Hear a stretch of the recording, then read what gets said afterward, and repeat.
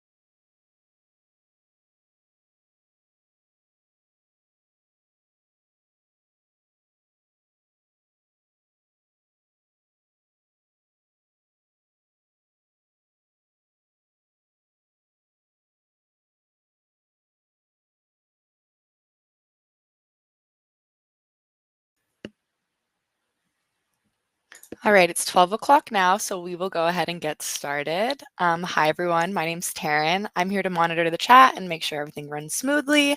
So if you have any questions, please type them in the chat. We'll go over them all at the end. If we don't have time to get to every question, we will send up a follow-up email with all the questions and answers that we did and didn't answer during this webinar.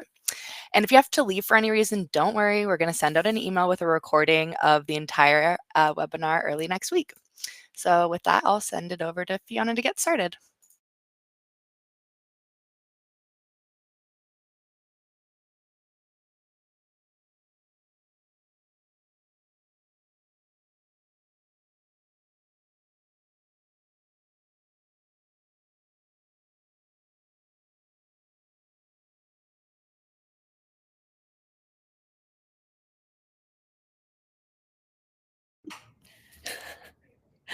Apologies. I understand I was muted for a bit there. I'll start again with my little intro. My name is Fiona McFarlane. Thanks for being here today. I am a lawyer here in the employment law section of KSW Lawyers, and I do a variety of things. I help employers create policies, introduce trainings and employment contracts. I also do workplace investigations, so I investigate when misconduct occurs in the workplace, and I also do some human rights work here at KSW Lawyers. I'm here today to kind of like talk about what is a bit of a unique area to think about when it comes to your policies in your workplace, and that's the role of bystanders. And I've got here, a bit of a story to tell you. I will start off by telling you why I'm of the opinion that it's important to have your bystanders acknowledged in your policies. It's because bullying and harassment is often witnessed. There's a survey that came out of the United Kingdom recently, about 2 years ago, which is recently sometimes in survey world, that found up to 83% of employees in some workplaces had witnessed some sort of bullying at work. If you're witnessing something and you're not taking any steps about it, then that can sometimes, and I'll get into this in a bit more detail, have a real impact on your workplace. So let me tell you a story. So here are the people that are our main players in our story. We've got Anna, who's a firefighter. This is all a bunch of firefighters. It's a story that is actually based on a real case that happened. We've got Captain Sean, Captain Ryan, Captain Mike, firefighter Jeff, firefighter Kirk, firefighter Jason, firefighter Ian, firefighter Brittany. All of them are at different stations and are all, you're going to see, have some social interactions that some things kind of go a bit wrong in one or two cases. So the station numbers are relevant in that this story somewhat relates to transfers between workplaces. Stations, the firefighters sometimes get transferred between the fire stations. And so some of that is at play here in this story. We've also got the district chief and an anonymous tipper, which will come into play in our story, you will see shortly. So the beginning of the story is actually in the summer. Firefighter Kirk hits on firefighter Anna at a summer golf tournament, and firefighter Kirk just thinks this is a pretty girl at the golf tournament, doesn't realize it's a fellow firefighter. It was not a great kind of like hitting on Anna sort of thing. But nothing much comes of that until 4 months later when the holiday party is scheduled. And there's this decision to kind of, amongst the people at Anna's fire station, to play a practical joke on Kirk, who's at station house 206. And it's very much, you'll see later, a definite kind of like culture of practical jokes on all the firefighters. So that's kind of where this comes up. So the idea is that Kirk's going to get told or find out through the grapevine that Anna's coming to a station, which, because of what happened in the golf tournament, the idea is it's probably going to make him uncomfortable.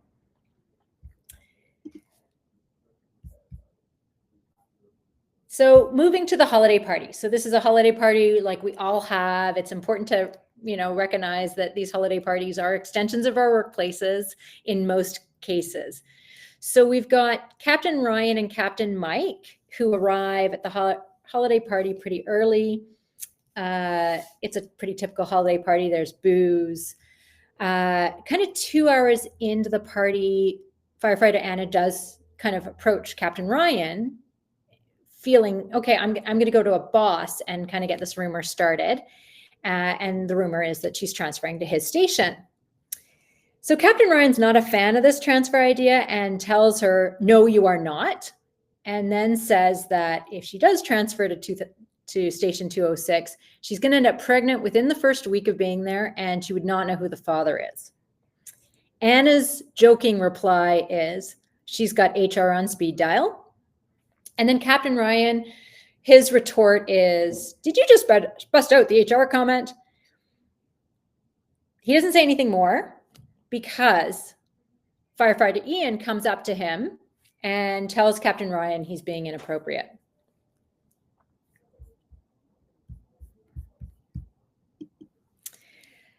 So a little later in the evening, Anna's talking to firefighter Brittany, just regular conversation at a holiday party. And then Captain Ryan inserts himself into the conversation and says, we don't want a girl at 6. Do everything you can for that. Firefighter Brittany, not a fan of this comment, just rolls her eyes and hears this and kind of says whatever about the comment. Later in the evening, Anna is talking to firefighter Ian, and Captain Ryan again kind of like comes and joins the conversation and says to Anna, you don't want to come to station 206. Don't put in for station 6. If you come here, come there, I will guarantee that you will be impregnated within 9 months. So again, firefighter Ian kind of turns around and says to Captain Ryan, did you just say that? And Captain Ryan doubles down a little bit and says, yep, that would happen. Something to that effect. So firefighter Ian does go over to Captain Mike a little while later in the conversation. And because Captain Mike and Captain Ryan had come together, says to Captain Mike, Captain Ryan's had a few, as in too many drinks, and probably time to head home. Captain Mike's already heard a bit about what has been said and some of these comments. So he was already kind of in the idea of like, Captain Ryan and I should go home. Around the same time, party's wrapping up. Anna's also thinking of heading home, and she's talking to firefighter Jeff. And again, Captain Ryan, kind of as they're all getting ready to go, comes back up to Anna and says, there's no way you're coming to station 206 rather, and makes comments similar to the ones he's made before about she'll get pregnant.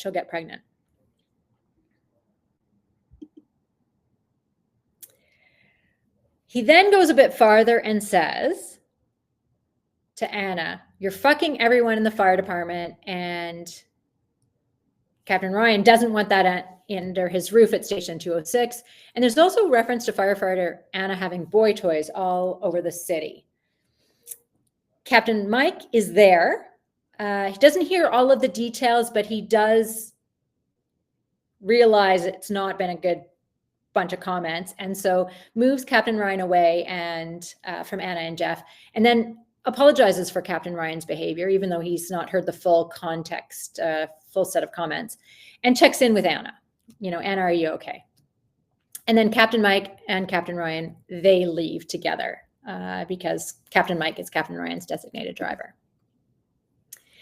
So next day, firefighter Ian and Captain Ryan exchange some texts. You can read it here.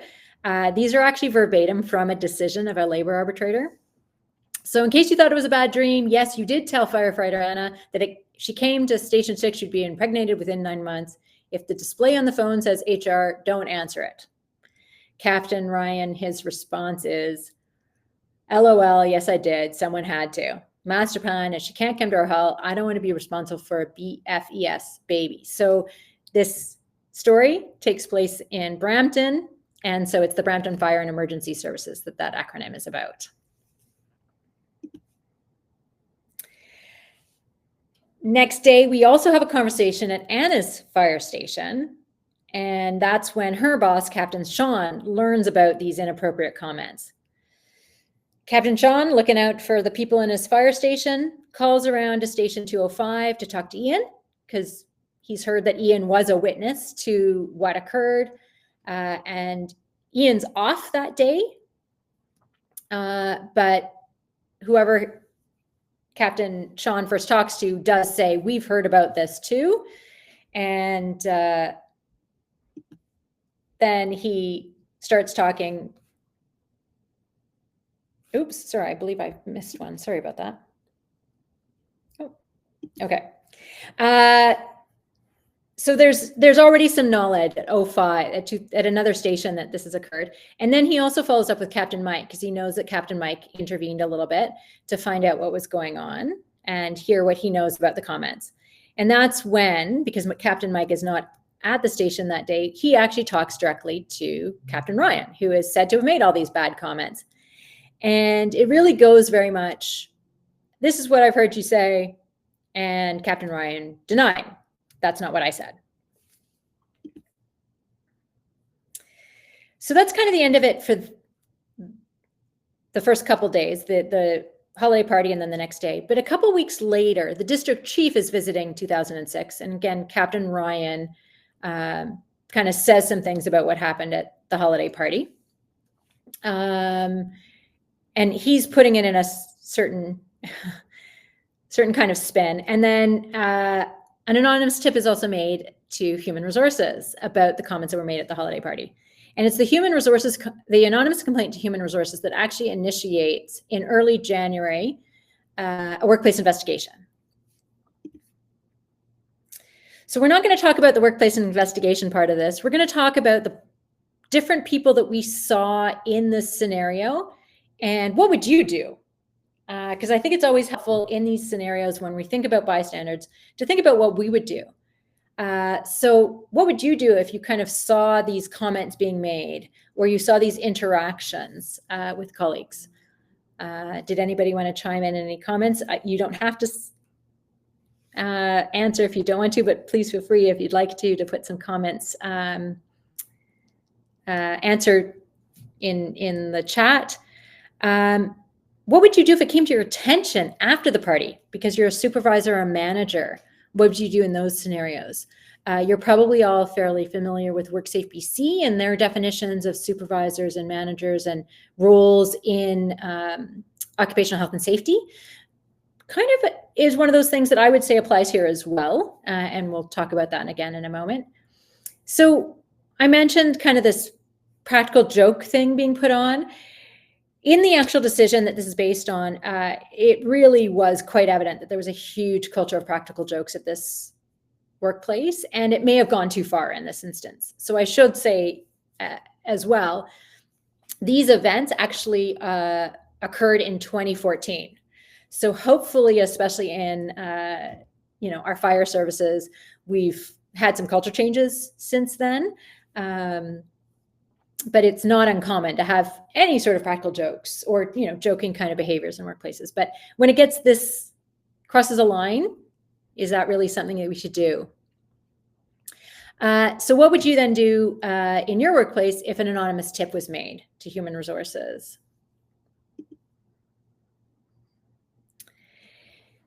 So this is a good time to explain to you what is a workplace bystander. It is somebody who is observing, hears about, or is otherwise informed about workplace bullying, discrimination, or harassment, but they're not taking part in it. So could be the manager who hears about it the next day, whether it's from somebody who witnessed it or from the person that was the target of the bullying or the harassment.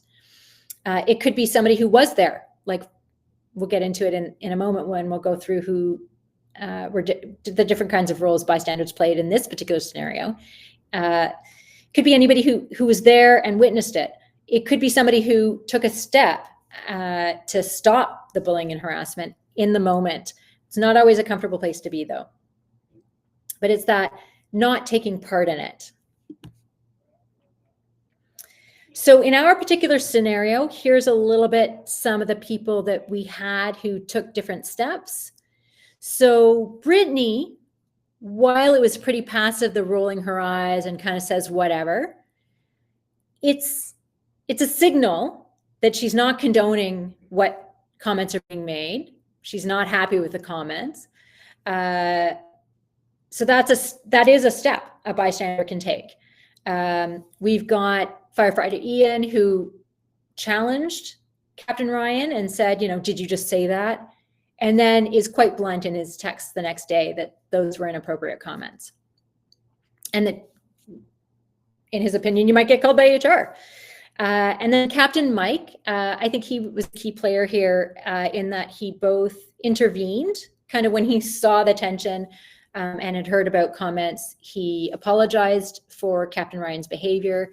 He did say to Captain Ryan what you said was inappropriate. He checked in with Anna, even though he hadn't fully heard exactly what was said. And he was then the person who drove, Captain Ryan home, so took him out of the scenario, so he couldn't do it anymore.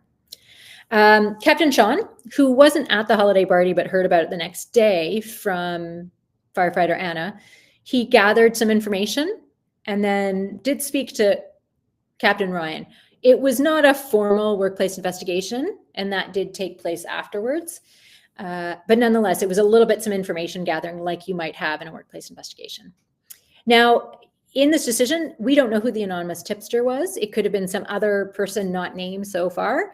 But the anonymous tip went to Human Resources, and that really put on Human Resources a need to look at and consider and investigate.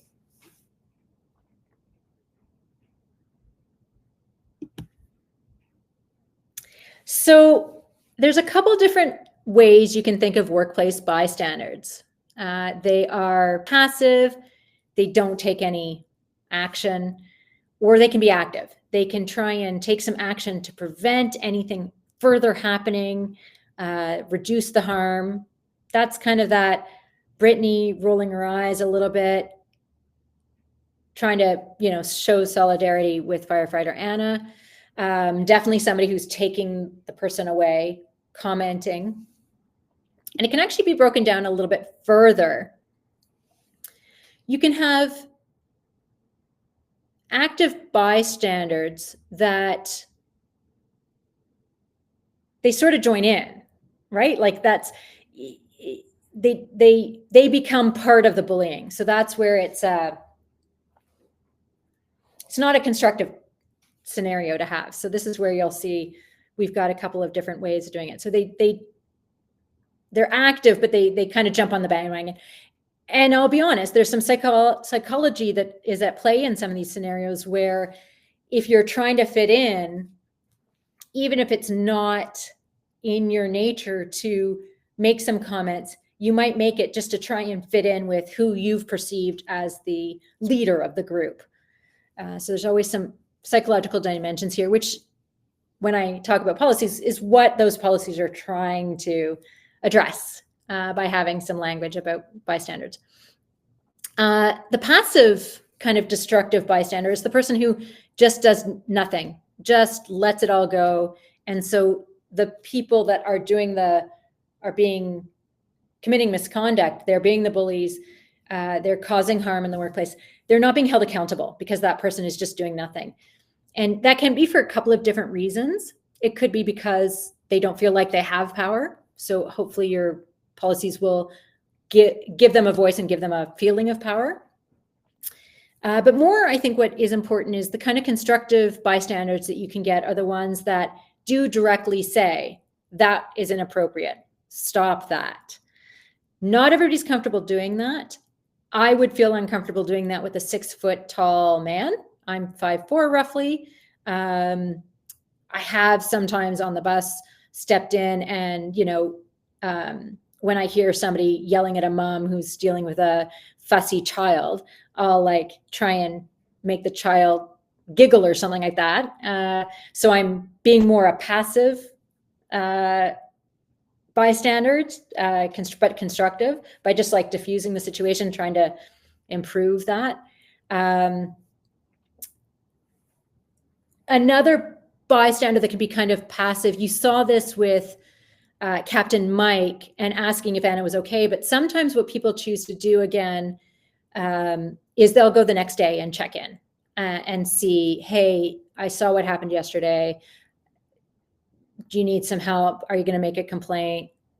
Do you need me to do anything? And again, this is where managers, when they find out about things, they really should be taking that, even though it's the next day, kind of active step to report.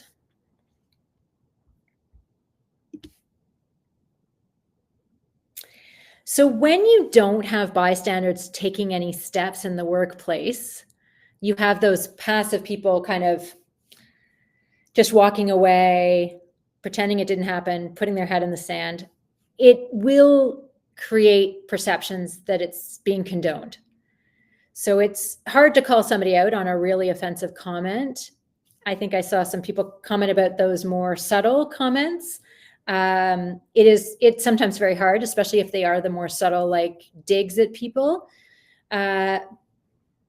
But by allowing those little digs to constantly happen, you do create an environment where those bigger things are allowed to occur. There's a great report into sexual misconduct in the military from about 2015 by a former Supreme Court justice who speaks exactly to that, allowing small little comments to go by that are misogynistic or otherwise inappropriate, just allow those more problematic sexual assaults and stuff to occur because nobody had called out those people when they were doing the small things.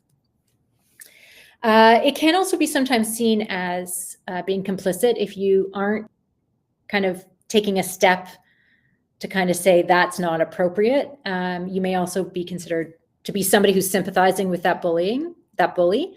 And so that may impact dynamics in your workplace as well.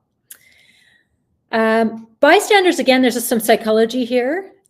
You can walk away from a situation feeling like you should have done something more. And if you don't have a policy in place or ways to take steps after the event has actually taken place, you may feel very remorseful about not doing more in the moment. But doing a lot in the moment can be very difficult, especially for personal safety reasons, depending on what kind of bullying, harassment is taking place and or like the physical nature of what's going on as well. And I think I alluded to this earlier too. If you don't take any steps or have bystanders who kind of take steps, it does really impact the trust that you have in your workplace that, these events will be dealt with properly. So hopefully all of you have in your workplace already some robust policies about respect in the workplace. Could be called anti-discrimination, anti-harassment in the workplace policies. I tend to like the respect in the workplace policy kind of term because it's really about creating that sort of feeling in the workplace. A good policy always begins with a good definition of discrimination and bullying and harassment. In BC, that would mean, as somebody pointed out in the chat, really going and looking at the WorkSafe BC definitions. If you're a federally regulated employer, the regulations about bullying and harassment are quite detailed actually and provide some really great examples. I actually would highlight those examples to all workplaces, whether you're federally regulated or not, because it really highlights things pervasive gossip can be a form of bullying and harassment. Abuse of authority, those aren't necessarily in our WorkSafe BC definition. We also have definitions that come from human rights law as well about what is sexual harassment, what is, race-based discrimination. So making sure you're looking at all of those. And in my opinion, you do want to give some examples. It's not the only things that are going to be considered bullying and harassment, but you provide some illustrative examples. Really important to have information about reporting. Do you have a dedicated person in HR that you're reporting to? Is it supposed to be reported in writing? Is it supposed to be reported? Can you report anonymously? And in my opinion, you should be including, reporting about the person who's been targeted by the bullying and harassment. Also, if you've witnessed it, you should feel like you can report it. And also, when you are a manager and supervisor, I think a really well-rounded policy will also articulate the responsibilities that those people have. So, in a law firm, we'll have partners. Partners sometimes hear about something. Partners need to be mindful about all of the workplace culture. So they should definitely not think of it as just they deal with it with HR. They need to probably inform the rest of the partners. being mindful of privacy protections as well. But that being said, like, a complaint's been made, the complaint is being investigated, the complaint is about, so-and-so, or, these steps have been taken. And that's applicable in all workplaces. I've mentioned already about having, information about anonymous. As a workplace investigator, I've investigated both written complaints that have been signed by the person who is making the complaint.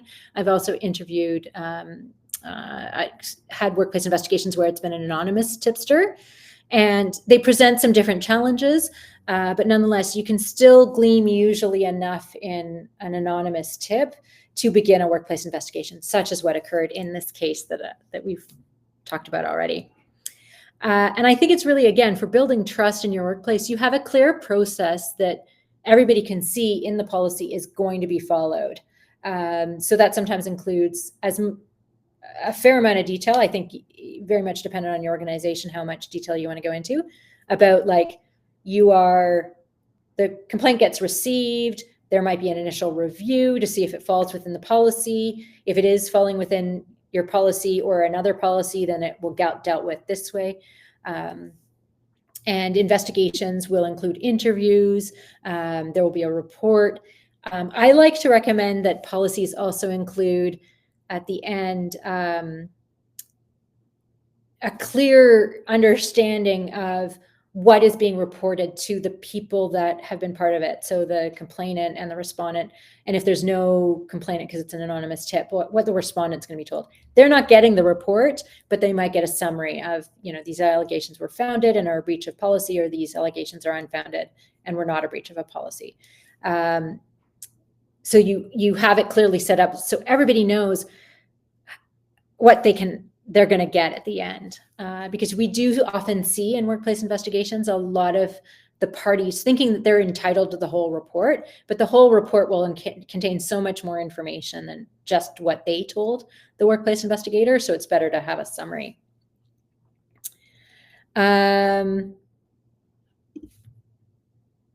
So we've got plenty of time for questions here, because our scenario, while tantalizing and providing some good information of, like, work dynamics and where workplace bystanders come in, gives us a lot of opportunity to answer questions. So I don't know if people would like to put them in the chat, or how you'd like to proceed. Maybe we'll get some help by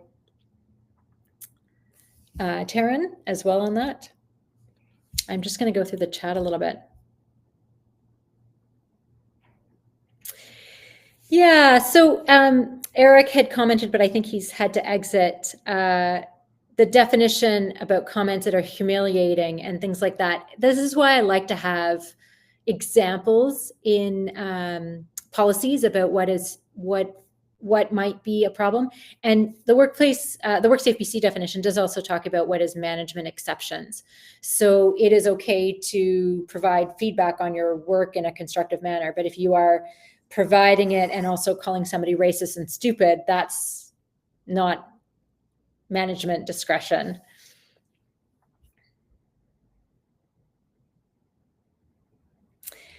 So also mentioned here about, psychological bullying and ghosting. That is definitely why I sometimes recommend looking at the federal regulations when it comes to examples of different kinds of examples of what could fall into the bullying and harassment definition, because it really does a good job of highlighting abuse of authority and some examples there of what that might look like. Because indeed, ghosting, if you're an employee looking for direction and you don't get a response, that can be a problem from your senior person, your supervisor.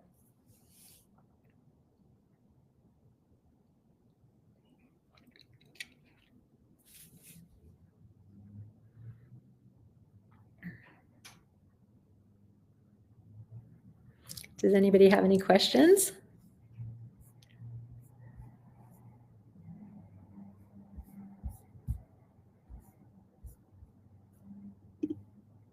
I'll go back to this one so that people can look at that a bit more.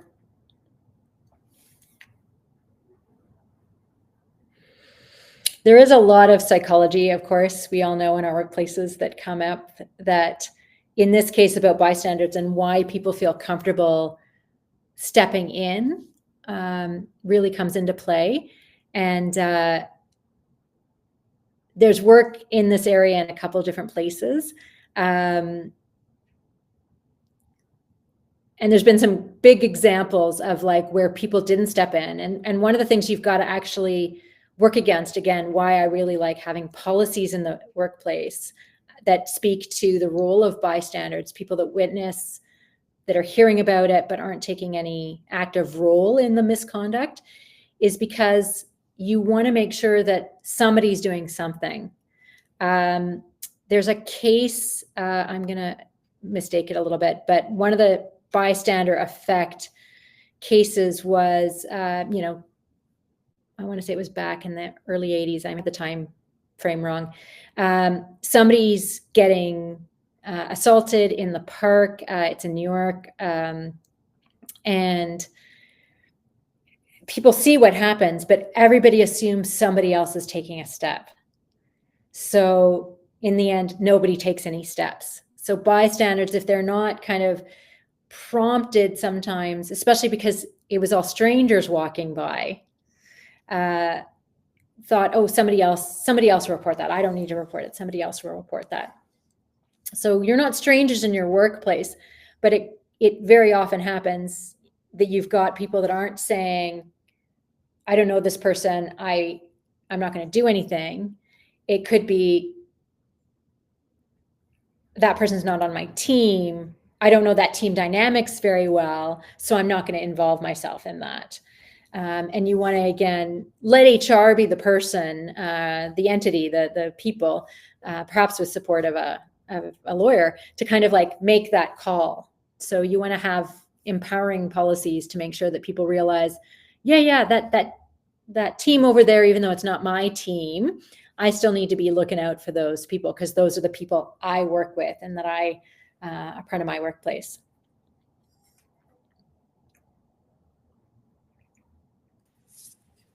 This question wasn't in the chat, but it was a general question we had kind of thought about beforehand. So for witnesses who feel that it's unsafe to their personal safety to intervene in the moment, what do you recommend that they do? So they're the kind of bystander that can make a complaint the next day. They could be the anonymous tipster. And again, it may be you've just got a policy that allows that and encourages, if you see something, you're welcome to report it. I'd rather an HR department have too many reports of something than nobody reporting and somebody feeling like they need to quit because they've been bullied and harassed for the last 6 months. So I would say, and I've done longer trainings on this where people get more into the idea of their own comfort level, because we all come to seeing something and feeling comfortable stepping in for different reasons. But it would be very much if the person addressing in the policy that if you're not comfortable at the time saying that's not right, stop that, then you can say, in a complaint process the next day, whether it's in writing or to a supervisor, I saw this, I don't think it's right. I think it should be investigated. I think that's really what you want to try and encourage.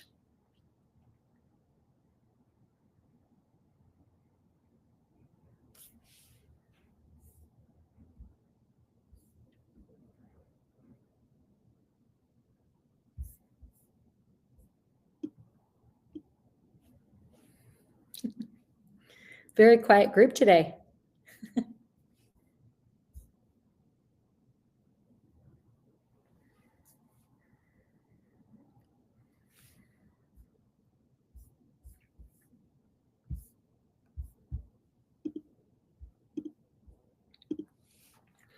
Well, if there are no questions, and feel free to send questions afterwards as well, Taryn, I'm a little bit in your hands, but is it maybe appropriate to give everybody 15 minutes of their time back, 20 minutes of their time back?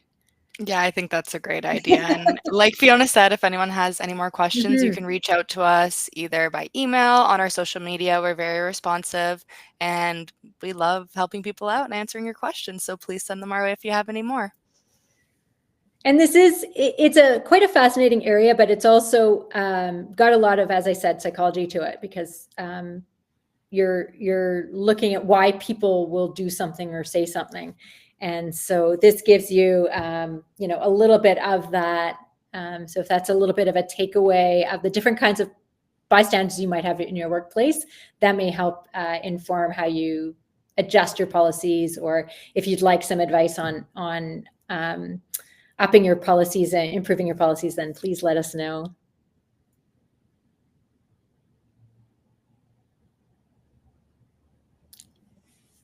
Okay, I think we're going to go ahead and end the webinar now. Thank you everyone for attending. We have plenty more webinars coming up in the upcoming months, so keep an eye out for those. We have a lot of great topics. And thanks for spending the beginning of your afternoon with us. Thanks for joining. Bye.